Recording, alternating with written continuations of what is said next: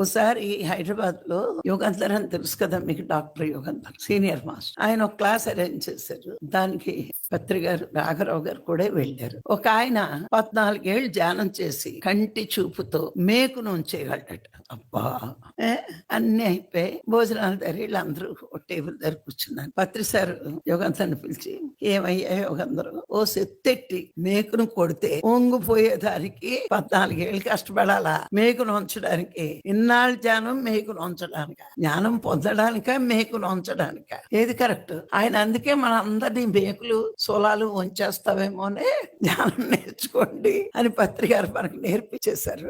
ఒకసారి రామకృష్ణ పరమహంసట యువతల ఒడ్డున ఉండేవారు. అవతల ఒడ్డున ఉండగా మరి అమ్మవారి గుళ్ళో పూజారి కాళీమాత రోజు పడవ మీద వెళ్ళేవారు. ఆ రోజుల్లో పడవ ఖర్చు పావలాట. ఒక ఆయన ఆ గంగా నదిలోని నడుచుకుంటూ వెళ్ళిపోతున్నాడట. ఎవరో సాధువు అయి ఉంటారు. పడవోడు అడిగాడట, స్వామి స్వామి, మీరు చాలా గొప్పవారు కదా, మీరు పిలుస్తే అమ్మవారు పలుకుతుంది కదా, మీరు నా పడవకి పావలా ఖర్చు పెడుతున్నారు, మీరు కూడా అలా వెళ్ళిపోవచ్చు కదా అన్నాడు. ఆ పడవాడు, ఒరే నేనేమన్నా పిచ్చోడు అనుకున్నావా, నీకు పావలా ఇస్తే నన్ను ఈ ఒడ్డు నుంచి ఆ ఒడ్డు తీసుకెళ్తావు, దానికోసం నా జ్ఞానశక్తి ఖర్చు పెట్టినా? ఆడికి బుద్ధి లేదు, నడుస్తున్నాడు.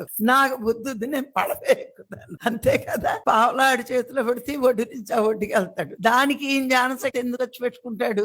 ఆత్మజ్ఞానం బ్రహ్మజ్ఞానం పొందాలని సాధన చేసే వాళ్ళకి జ్ఞానశక్తి ప్రాపంచిక గొప్పల కోసం మెప్పుల కోసం ఖర్చు పెట్టరు. ఇది మనం తెలుసుకోవాలి. అర్థమైందా? మనం ఆడి పొగిడియాలి ఈడి పొగిడియాలని నాకు జరగబోయి తెలిసిపోతున్నాయి, నేను ఇలాగంటే ఇలా అయిపోతుంది, అలా అంటే వీటి కోసం మనం ధ్యానంలోకి రాలేదు. ఆత్మని తెలుసుకోవాలి, ఆత్మజ్ఞానం, బ్రహ్మాండాన్ని తెలుసుకోవాలి, బ్రహ్మజ్ఞానం. ఈ రెండిటి కోసం వచ్చాం. మరి ఈ రెండిటి కోసం వచ్చిన మనం మన శక్తిని ప్రాపంచిక లాభాల కోసం ఖర్చు పెడితే ఏమవుతుంది? నిర్వీర్యం అయిపోతాం మనం.